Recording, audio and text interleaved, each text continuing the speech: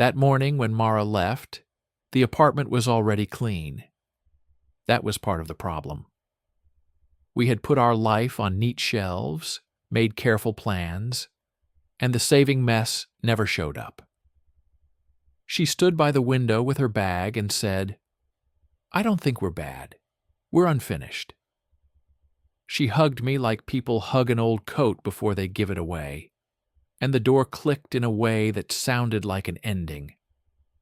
For a while I kept forgetting, and put out an extra coffee mug by habit. I woke at the time her alarm used to wake the dark, and stared at the ceiling, hoping it would explain something. By the third week, my head ached like I was wearing a too tight hat, and my browser history was her name, plus the word, maybe. On a Tuesday, I deleted her photos because I couldn't stand my phone making slideshows of us. I went to work and wrote code that behaved perfectly. Code felt safer than people. When flower boxes started appearing on our street, I realized I was losing muscle and gaining nothing. A friend from the office, Nico, sent a link to a running club. Go breathe different air. I went because it was Wednesday, because they met by the river, and because I needed a surface under my feet that wasn't my kitchen floor. I hated every second of that first 3-mile run, about 5 km. My lungs felt like two scared animals. People passed me and chatted casually about podcasts. A kind woman named June said, "Good pace," in a voice that admitted it wasn't. The river path was flat and full of geese who thought they owned it. When we finished, my shirt stuck to me like a bad idea. June handed me a paper cup of water. "Same time Friday," she said. I went back, because a little shame is a kind of fuel, if you don't overdo it. The second time we ran 4 miles, and I learned the third mile is kinder than the second. By the fourth week, I saw how my brain lies in two places, at the start and in the middle. June taught me to appreciate easy days, tempo days, and the wisdom of not playing hero when your calves feel like ropes. Nico showed me how to stretch without looking like a collapsing bridge. When the group started talking about an autumn half marathon, 13.1 miles, 21 kilometers, I didn't admit my longest run was still 5 miles. June looked at me with gentle coach eyes. "You don't have to decide today," she said. "Just show up Saturday." Saturday long runs became the backbone of my week. We met in the park before the city fully woke. We ran past a bakery lifting metal shutters, past kids' football matches that started with big promises and ended with orange slices, past a woman on a porch who clapped for everyone. The river's color seemed to match my mood. I learned to carry water in gels, and that one bad mile doesn't make a bad run. My body firmed up, slowly and honestly. I liked the simple math. 5 miles Tuesday, 7 Thursday, 11 Saturday. Repetition was a comfort. Numbers were soft in their own way. I still missed Mara, but longing is hard work after a shower and eggs and legs that are tired for a good reason. One hot July morning, I ran before sunrise and ended up by the neighborhood mosque. I had walked past it all my life, but never gone in. The doors were open. Old buildings in summer like to breathe. I stepped inside because a part of me still had room for faith, even if I didn't know the words. It was cool and quiet. A few people sat in the back, reading softly. The carpet was clean and simple. The space felt honest. I sat near the middle. I hadn't come for anything specific. I thought I'd sit until my breathing settled and then leave. But when a short verse was recited, words about patience and turning the heart toward what is good, something in my chest loosened. After the prayer, a man with kind eyes shook my hand. "I'm Imam Yusuf," he said. We have tea and dates in the hall. The tea is average. We make it with love. What if I don't know how to pray? I blurted, surprising both of us. Then start simple, he said. Use your own words. Or sit quietly. You can borrow short prayers until you find your own. Silence counts too. I started coming back. I like the routine the same way I like training plans.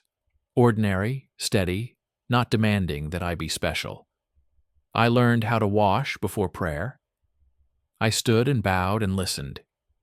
In the mornings, before a run, I said a short prayer, not asking the weather to change, but asking to stay steady in it. In August, I signed up for the half marathon. I printed the plan and taped it to my fridge like a school schedule. Work got heavier. Nico left for a startup and sent photos of whiteboards. On stormy days, I ran at night and listened to my feet more than my thoughts. On Sundays, I stayed after the afternoon program at the mosque to help with the community meal. The first day, I spilled coffee across the counter, and an older man in a faded green jacket said, "Don't worry. I've always liked life with a little harmless mess." His name was Walt. He told stories about a boat he never built, as if the telling built it a little. The day before my longest training run, I sat with my mom on the back step. She didn't ask about Mara. She asked how far I'd run tomorrow. 15, I said, proud and scared. You loved the swim lanes as a kid, she said. You liked clear lines that show you where to work. You'll be okay. 15 miles were not okay. My stomach revolted at 11. The sun filed a complaint at 12. I finished like a person who argued with the weather and lost. I fell onto the rug in a cheap version of sleep and woke to a message from Imam Yusuf. I'm praying for strong knees and a soft ego. I laughed and didn't fall apart. Race day arrived, the way most days do, too early, and then all at once. June pinned on my bib because my fingers were too nervous. Nico held a sign. Pace, like they're paying you. A boy pointed and asked his dad if that was a real job. The start horn went off, and we moved together like a careful herd. At mile 5, I realized I'd been saving my pain about Mara like candy for self-punishment, and I decided to stop. At mile 9, a volunteer offered water. I hope so, I said, and we both smiled. At mile 12, a choir from a local community sang on the corner. I didn't know the song, but it sounded like permission. I finished in 1:55. June hugged me. My shirt was soaked, and it didn't matter. I cried, not for one reason, but for many small ones that arrived together. That night I hung the medal on a lamp, cooked pasta, and said out loud, "Thank you for legs and lungs and people who cheer your name and want nothing back." After the race I kept running, because the day after a finish line is usually just another Thursday. I added swimming on Tuesdays. My left knee likes water. On Fridays, I hit the gym with a list. I did the squats I don't love. The routine became less running from and more running with. Early in the morning, I prayed for small things, to notice, to be gentle, to carry irritation like a paper cup, not like a stone. Winter slid in with a cold noon wind that made everyone look up. Thin ice appeared on the river. Walt disappeared from the meal line for a couple of weeks and came back with a new jacket and a haircut that made him look younger, meaning more himself. I kept going to the mosque, not from fear, but from gratitude and a quiet desire for a steadier life.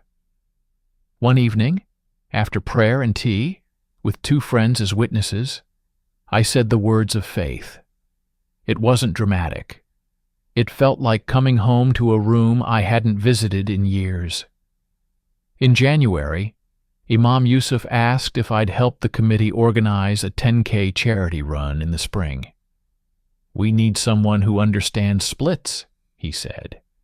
"And we could use your terrible coffee skills." "Terrible is my brand," I said. We met on Thursdays around a fold-out table with initials carved in it long ago. The team felt like a good mix. A retired teacher who ran marathons before GPS watches, a night shift nurse who always brought oranges, and a quiet woman named Hannah, who handled permits like a magician, makes scarves appear. We mapped a route, ordered portable toilets, and argued about t-shirt colors. It felt human in the best way. On the first day of group training, a new runner showed up. She stood to the side in a blue headband, stretching like someone learning how to belong. I noticed her because she paid attention without needing to be noticed. When June called us to the path, she ran in the second pack, near me. By the third mile, we were side by side. Runners usually find their honest place. "I'm Eli," I said between breaths. "Sarah," she said, with a voice that felt open and real. We didn't force the talk. People who run together know how to be quiet. At the finish, she bent over and laughed at herself. I forget every time that my lungs live inside me, too. "In a week it gets easier," I said, then hated how I sounded like a future preacher. "I mean, you ran smart." She smiled. "Sometimes the miracle is not sprinting. I'm new to that miracle." We started seeing each other on Thursdays. Sarah taught music at a public school across town, which meant she had stories about kids who think louder is a tempo. 2 years earlier, she had moved here. Her mom had chosen sobriety like a full-time job back where they lived, and staying would have meant slowly sinking. We didn't trade tragedies. We traded schedules, jokes about stubborn geese, and a list of running socks that are better than their price. At the community meal, she stepped in without fuss and sliced bread like someone who had fed many people. At mosque events, she sat a couple of rows back in the hall during talks, and when I turned to say hello afterward, our hands often ended up on the same line, like two parts of one thought. In March, after a run that started gray and turned light blue, we sat on the steps of the mosque. The doors were closed. The building held its own quiet. Sarah looked at the sign above the entrance. "I don't know how to talk about God without sounding like I swallowed a brochure," she said. "I keep it simple," I said. "I say thank you when I can, help me when I need it, and I try not to use prayer to control reality. I use it to face reality." She nodded like it helped. Today, I taught a girl who refuses to practice scales because they're boring. I wanted to tell her songs exist because of scales. But she's 8. 8 is for stickers. We laughed, and the laugh felt like a small bridge. Before we stood up, I said, "I was with someone for a long time. We ended it a year ago. I don't want to rush into whatever this is." I didn't point at the space between us. Pointing would have turned it into a display. Sarah nodded. "I was engaged once. We were wrong for each other and good at pretending. I have a rule now. Don't confuse intensity with closeness. And one more rule. Eat after runs. Are you hungry?" We ate at a diner with green vinyl seats. The waitress called me sweetie, meaning nothing but kindness. We drank tea with too much lemon. We agreed to text, and we texted on purpose, not constantly. On some Sundays after a talk at the mosque, we took short walks in the park where chess players argued in whispers. We talked about friends having babies, friends getting promotions, and friends doing neither but still having good days.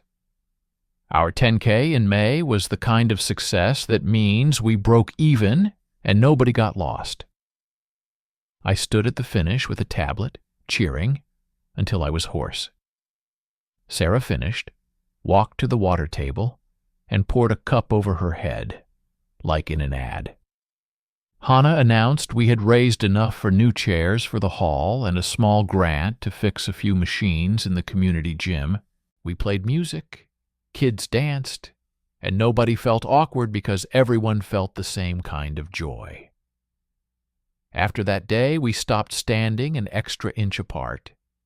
We held hands when we wanted to. I kissed her outside the library, while a boy on a scooter tested his first swear word, and his mom pretended not to hear until she did. I told Imam Yusuf I was seeing someone. He said, "Don't spoil something good by trying to prove you learned all the lessons at once." We took our time, and there was nothing to prove. Sarah met my parents and didn't flinch when my dad told a story with no ending. I met her mom, a brave woman whose sobriety had the quiet strength of a lighthouse. She watched us cook dinner and said, "Together, you're kinder than alone. That's a good sign." In summer, Sarah came to a community celebration at the mosque. A baby was welcomed, and the baby cried in perfect rhythm. In August, we went to the ocean and stood where waves redraw the shore. In September, her school held a concert, and I sat among adults who remembered kid nerves well enough to clap before and after every song. I ran a second-half marathon and improved by 4 minutes. After the finish, we sat on a curb in foil blankets and ate pretzels like philosophers. The evening I asked Sarah to marry me, it rained. Summer was apologizing for forgetting us. We were in the mosque's hall after a meeting about the leaky roof. Blue plastic tablecloths. We were tired. Nobody was dressed for drama. The ring was in my pocket because it felt wrong for it not to be. I asked because the thought had been playing all day like a good chorus, and I wanted to catch it while it was warm. "I don't have a speech," I said. "No mountaintop moment. I have this room with you, a part of me that used to hide behind lists, and a part that learned to pray without fearing no answer. I have sore calves, hope, and a ring. Will you marry me?" She smiled the same way she did that first day by the river. "Yes," she said, calm and real. "And can I keep half your race t-shirts?" "At least half," I said. We married at the end of October, when trees do the honest work of letting go.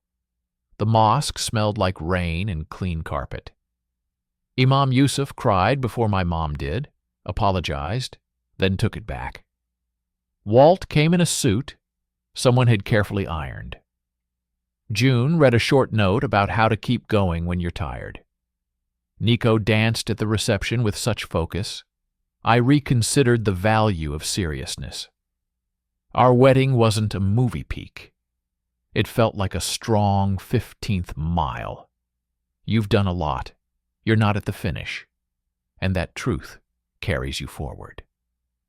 When we stepped outside, the rain had stopped, and the streetlights made small puddles look important. We didn't run off anywhere special.